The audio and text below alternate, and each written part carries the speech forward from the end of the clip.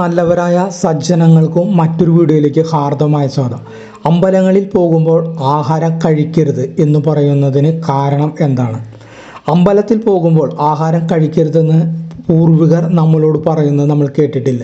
ചെറുപ്പത്തിൽ അമ്പലത്തിൽ പോകാൻ കുളിച്ചൊരുങ്ങുമ്പോൾ നമ്മുടെ അമ്മയും അമ്മൂമ്മമാരും പറഞ്ഞു പഠിപ്പിക്കുന്ന പ്രധാന കാര്യങ്ങളിൽ ഒന്നുകൂടിയാണ് ഇത്. എന്തുകൊണ്ടായിരിക്കും ആഹാരം കഴിക്കരുത് എന്ന് അവർ നമ്മളോട് പറയുന്നത്? നിങ്ങൾ ഇതിനെക്കുറിച്ച് ധാരണയുണ്ടോ അല്ലെങ്കിൽ മനസ്സിലാക്കിയിട്ടുണ്ടോ? ഓരോ കാര്യത്തിനും അതിൻ്റേതായ ചിട്ടവട്ടങ്ങൾ ഉണ്ട്. പ്രത്യേകിച്ച് അമ്പലത്തിൽ പോകുമ്പോൾ നമ്മൾ ഓരോരുത്തരും അനുഷ്ഠിക്കേണ്ട ചില അനുഷ്ഠാനങ്ങളും ഉണ്ട്. അവയിൽ ഒന്നാണ് അമ്പല ദർശനത്തിന് മുമ്പ് ആഹാരം കഴിക്കാതിരിക്കുക എന്നത്. ഇതിന് പിന്നിലെ കാരണം എന്താണെന്ന് നോക്കിയാൽ, അമ്പലത്തിൽ പോകുമ്പോൾ കുളിക്കുന്നത് പോലെ തന്നെ പ്രധാനപ്പെട്ടതാണ് ആഹാര ശുദ്ധിയും.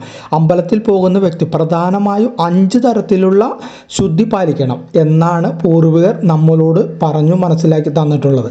ഒന്നാമത്തത് ശരീരശുദ്ധി, പിന്നെ ആഹാരശുദ്ധി, പിന്നെ മനസ്സിൻ്റെ ശുദ്ധി, പിന്നെ വാക്കിലെ ശുദ്ധി, അവസാനത്തേത് 5-ാമത്തേതാണ് കർമ്മശുദ്ധി എന്നിങ്ങനെ 5 ശുദ്ധികളാണ് ഉള്ളത്. ഇവ കൃത്യമായി പാലിച്ചു വേണം അമ്പലത്തിൽ പോകുവാൻ.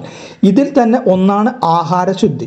അമ്പലത്തിൽ പോകുമ്പോൾ ഉപ്പ്, എരിവ്, ഉള്ളി, കാപ്പി, ചായ എന്നീ ആഹാരങ്ങൾ കഴിക്കരുത് എന്നാണ് വിശ്വാസം. ഇത് ആഹാരശുദ്ധി ഇല്ലാതാക്കുമെന്ന് വിശ്വസിക്കപ്പെടുന്നു. നമുക്ക് ഇന്ന് ലഭിക്കുന്ന എല്ലാ ആഹാരത്തിലും ഈ ചേരുവകൾ ഉള്ളതിനാലാണ് ആഹാരം ഒഴിവാക്കാനായിട്ട് പറയുന്നത്. ചിലർ അമ്പലത്തിൽ പോകുമ്പോൾ വ്രതം അനുഷ്ഠിക്കുന്നുണ്ട്. ഇത് ശരീരത്തിന് വളരെ നല്ലതാണ്. ആരോഗ്യപരമായി നോക്കിയാൽ ശരീരത്തിൻ്റെ സന്തുലിതാവസ്ഥ നിലനിർത്താനും ദഹന സംബന്ധമായ പ്രശ്നങ്ങൾ ഒഴിവാക്കാനും വൈകാരിക ചിന്തകളിൽ നിന്നും അകന്നു നിൽക്കാനും ഇത് നമ്മളെ വളരെയേറെ സഹായിക്കുന്നതാണ്.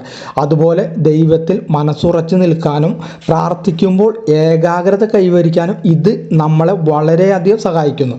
ഒരു വ്യക്തി പ്രാർത്ഥനയിൽ മുഴുകുമ്പോൾ മനസ്സ് ശാന്തമാകുന്നു, മാനസികമായി ആശ്വാസം ലഭിക്കുന്നു.